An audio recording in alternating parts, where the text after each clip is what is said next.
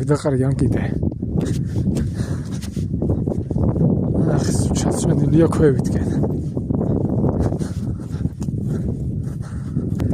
აი ზუსტად ესეთ მდგომარეობაში როცა არის და ვხედავთ ესეთ დაბინძურებას, დამნაშავეს ვისაც თქვენ აჯარიმებთ, რომ ვიძახით რომ ვაჯარიმებთო.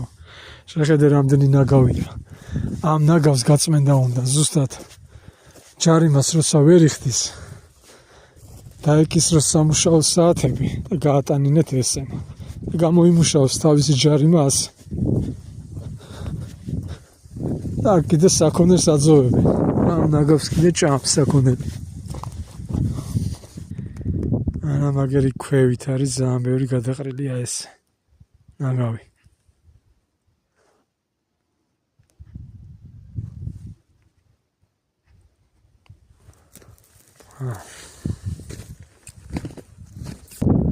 ესეთ შუმად ყრიან საღამე ნაგავს.